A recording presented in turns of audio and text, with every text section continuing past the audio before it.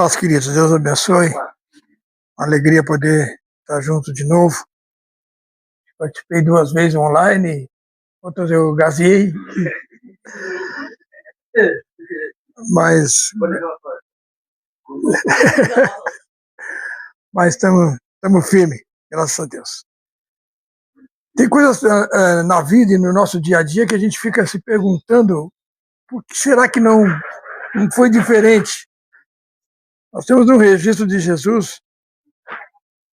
Nós temos um registro. Não vai rodar para trás, né, Arilson? Mas tem o registro de Jesus que ele diz: Pai, não te peço que os tire do mundo, mas que os livre do mal. É interessante notar que um pouco antes Jesus tinha dito: olha, no mundo tereis aflições. Era mais fácil para o Senhor nos recolher todo mundo que estava nessa unidade do que pegar todo mundo que está ameaçado, entre aspas, a situações, a momentos. Especialmente hoje nós vivemos um momento a nível não só nacional, mas mundial, de guerras, rumores de guerras, terremotos, vendavais. Agora de manhã mesmo contatei com alguns amigos no Rio de Janeiro, que foi uma catástrofe aquilo lá essa noite, né? Mas não seria mais fácil para Jesus fazer isso, mas ele diz que, olha, no mundo tereis aflições. Eu tenho buscado muito nesse sentido, discernir e entender assim, aquilo que Deus quer para nós, e percebendo que Ele continua nos treinando.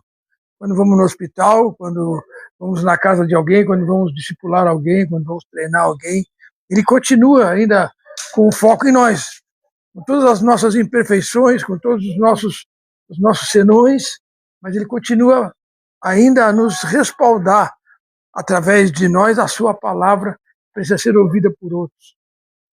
Talvez o menininho do hospital não vai chegar no outro fim de semana, a gente encontrá-lo lá, mas a gente sabe que ele ouviu, a família ouviu, os enfermeiros, os técnicos de enfermagem, os médicos ouviram alguma coisa dele que foi semeada através do Projeto Sorrir. Então, eu gostaria de, nessa manhã, fazer uma breve reflexão nesse fato. Não os tire do mundo, mas que eles sejam um. Para Jesus não tinha nenhum problema recolher todo mundo e ir embora. Não tem nenhum problema. Mas ele quer ainda nos ver na escola do sejam um. Ontem ainda ouvi, durante a semana eu estava pensando o que Deus ia me dar para trazer para essa reunião, e aí rascunhei algumas coisas. Não é que eu seja contra computador, mas ainda gosto de escrever para não perder o treino, né? Mas rascunhei algumas coisas e disse: esse aqui que Deus está me dando. Ontem à noite fomos participar de uma conferência, o Ricardo estava junto também, e impressionante, um pastor que veio do interior de São Paulo para essa conferência, ele falou o tempo todo sobre unidade. Eu disse: bom, então eu não estou muito por fora, estou dentro do contexto. Então é isso que Deus está esperando de nós. Não é que sejamos iguais, idênticos, parecidos, robôs, não é isso. Mas que o nosso coração seja inclinado, o meu, do Arildo, do Ricardo, de cada um que está aqui nessa sala, nossos corações sejam inclinados a entender a vontade de Deus e praticá-la, a ponto de que daqui a pouco nós sermos muito parecidos com Jesus, tendo a imagem dele nessa unidade, esse trabalho em conjunto. Como o Arildo disse, essa igreja que vai, essa igreja que se mexe, essa igreja que não fica entre 4 paredes, essa igreja que vai além fronteiras. Eu costumo dizer que para fazer missões não precisa ir além fronteiras. Se tiver a chance de Deus mandar, vai. Mas do outro lado da rua também o ex-me aqui está ali, do outro lado da rua. Lá, quando vocês entram na catraca do hospital, se é que tem, entraram lá é os confins da terra para aquela gente. E a grande chance da igreja chegar lá através do Projeto Sorrir. Não é de uma inovação, mas de uma ferramenta que Deus nos deu para que a gente possa realmente fazer a vontade dele. Então, nós não fomos chamados e salvos para ter vantagem. Às vezes parece que nós temos a tendência de fazer troca-troca com Deus e até condicionamos Deus. Senhor, se o Senhor fizer, eu também vou fazer. Se o Senhor me der, então ficamos fazendo dos nossos púlpitos um balcão de negócio. E não foi para isso que o Senhor nos chamou. Ele nos chamou para que a gente seja vencedor, de fato e de verdade. Mas não barganhado, não no troca-troca, não na base do eu te dou e tu me dá, daqui da lá, não é é ser vencedor naquele que nos amou e nos amou primeiro.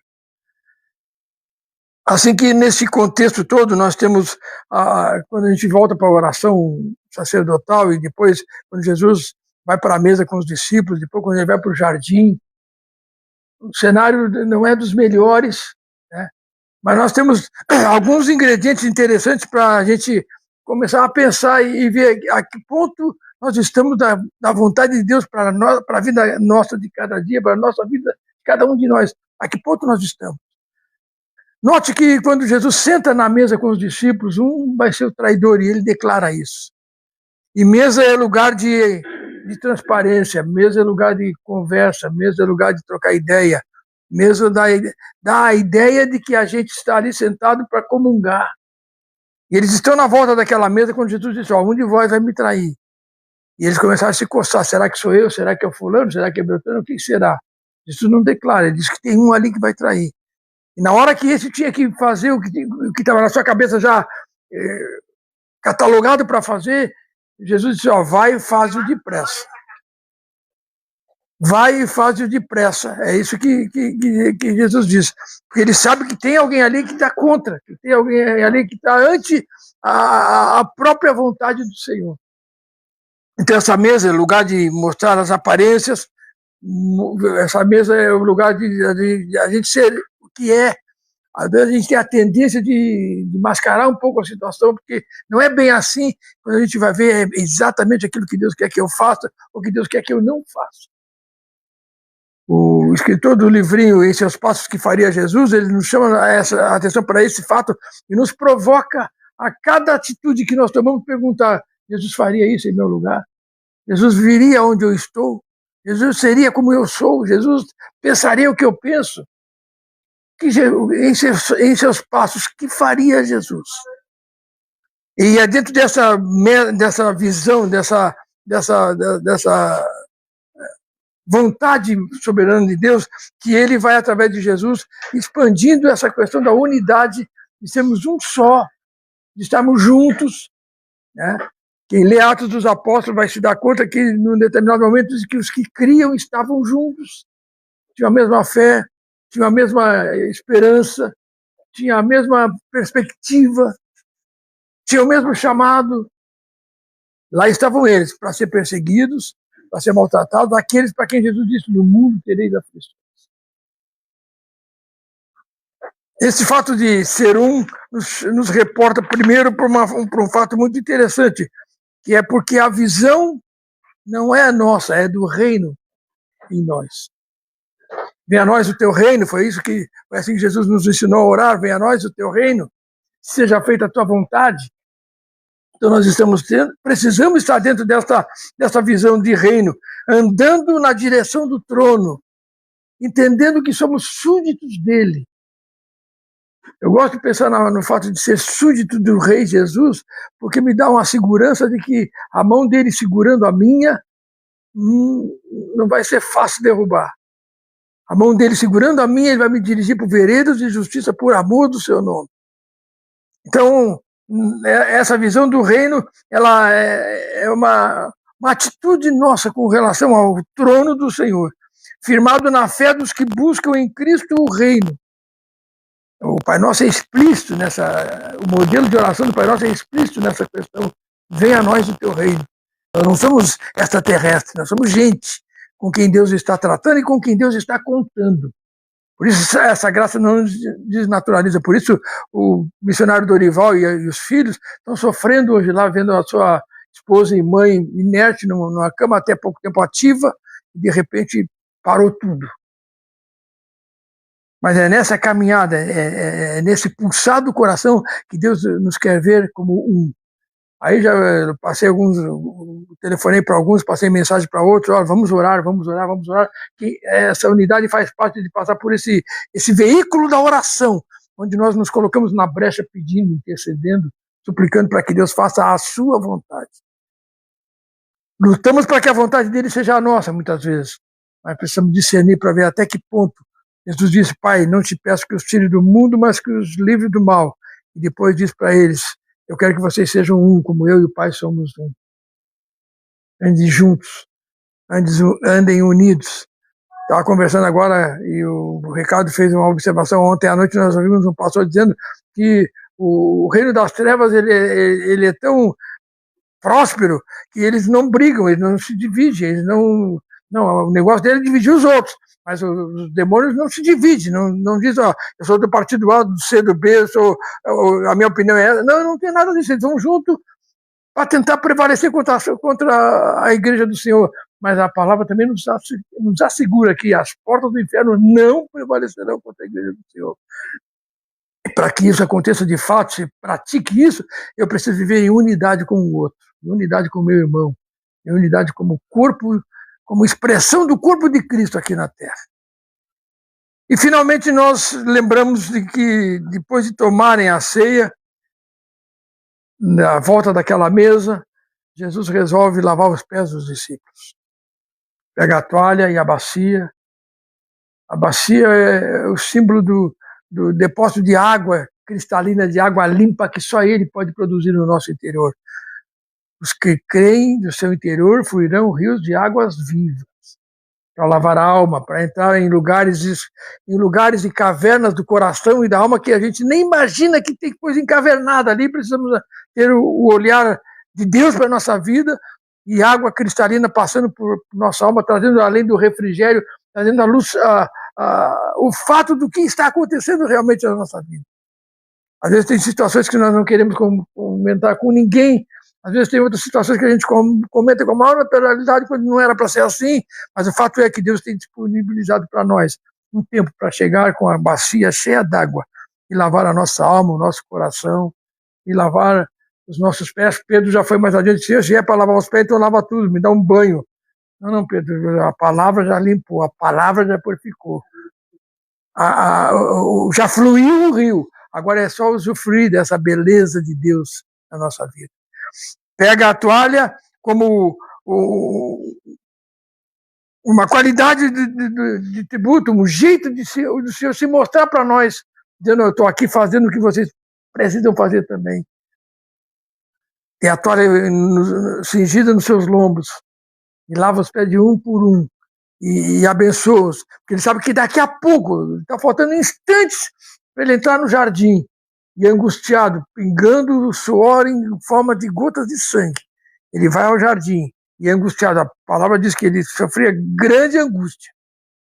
E ele sabe que está por um tempo para acontecer aquele episódio histórico, que até então estava sob luz de vela, mas de repente está exposto para todo mundo, da época, todos saberem que Jesus foi preso, que Jesus foi levado diante das autoridades, que Jesus foi ameaçado, que Jesus foi judiado, que Jesus foi ignorado, foi submetido a atitudes abomináveis, mas lá está ele, lavando os pés dos discípulos com a bacia, com a toalha, e depois com a cruz, olhando por nós, por cada um de nós, lá do alto. E ainda dizendo, Pai, como eu e tu somos um, que eles continuem sendo um. Essa unidade que não se dissolve, não é para se dissolver, essa unidade que não é para se desfazer, essa unidade que é para criar cada vez mais anticorpo contra aquilo que o mundo tem nos chamado, tem nos provocado, tem nos atiçado, tem quase que sussurrado no nosso ouvido que este não é o caminho. Quando Deus diz para Isaías, para nos passar um recado onde ele diz, este é o caminho, andai nele sem vos desviar nem para a esquerda nem para a direita. Ele não diz A ou B para A, B ou C, não. Para todos que querem realmente seguir nas pesadas do Mestre, nas pegadas de Jesus. Este é o caminho. Que sejamos daqueles voluntários missionários que entendem que é do agora. A nossa missão não é para daqui a pouco, a nossa missão não é para quando acalmar a situação, para quando as coisas se acomodarem. Vamos indo, porque no andar da carroça as melancias se acomodam. Não, a nossa visão é para o já, é para o agora. E tem um já que já passou. Agora o já do presente está na minha mão para fazer. Independente das circunstâncias, independente dos problemas, independente de acontecimentos. Às vezes tem acontecimentos, eu acho que na reflexão de ontem nós ainda comentamos, tem acontecimentos que a gente não gostaria que estivesse nem na agenda, quanto menos acontecendo. Mas Deus olha para nós e diz, não, eu preciso te passar um tema para casa. Leva isso, faz, depois me apresenta. E o tema para casa é amar o outro, como Deus nos amou. Difícil. O cara que me diz, isso aí é um tiro de barbada, porque eu estou acostumado, não tem costume, não tem vício, não tem nada. Se não amar como o Senhor amou, se doando, se entregando, renunciando, se não fizer assim, toda a nossa tarefa, toda a nossa tendência de ser um, toda a nossa tendência de querer ser um, porque os outros são, eu quero ser também, vai indo por terra. Mas quando nós olhamos para ele, como disse Paulo para Agripa, não fui desobediente à visão celestial. Antes eu falei para aqueles que eu devia falar, e dali eu continuei. Mas não fui desobediente à visão celestial.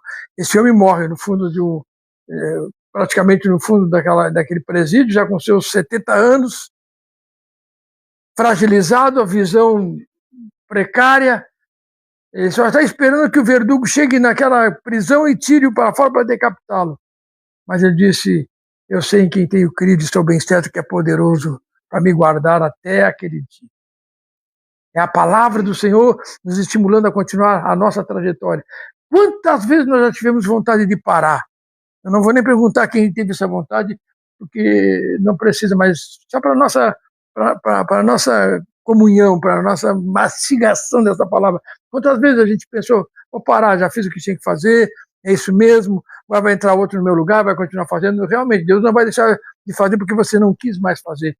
Mas e você, como é que você tem respondido para Deus a tarefa que Ele confiou a você, que Ele confiou a mim? Ele acreditou em nós.